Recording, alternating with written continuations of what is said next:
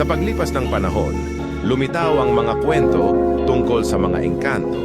Ayon sa iba't ibang alamat, sila ay mga nilalang na nakatira sa isang hiwalay na kaharian na karaniwang hindi nakikita ng tao.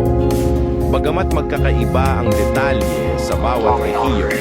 Ang ganda pala ng hardin sa paraiso na silayan ko lahat.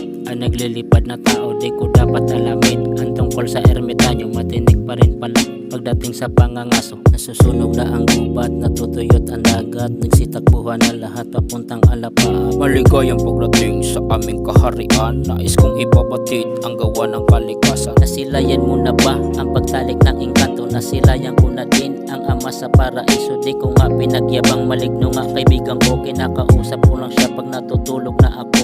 At ang sabi niya sa akin, dito ka na tumira, bibigyan kitang ginto at proteksyon ni ama. At ang sabi ko naman, pwede mo naman akong dalawin. Na naginip ba ako o tunay itong hangarin? Kapansin-pansin na iisa ang pangunahing ideya. May isang nakatagong mundo na umiiral kasabay ng ating mundo. At bakit halos bawat bahagi ng Pilipinas ay may sariling bersyon ng kwentong ito?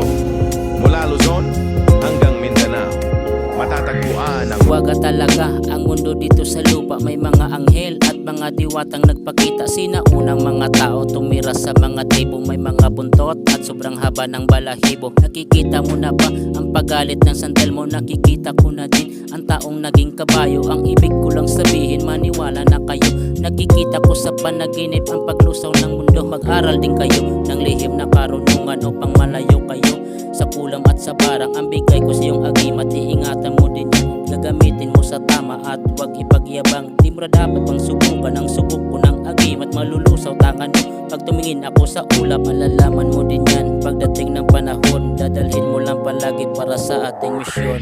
Sa iba't ibang bahagi ng Pilipinas, may mga kwento tungkol sa isang kahariang hindi makikita ng ordinaryong tao. Isang lugar na umano'y nakatago sa kagubatan, bundok o mga liblib na bahagi ng kalikasan.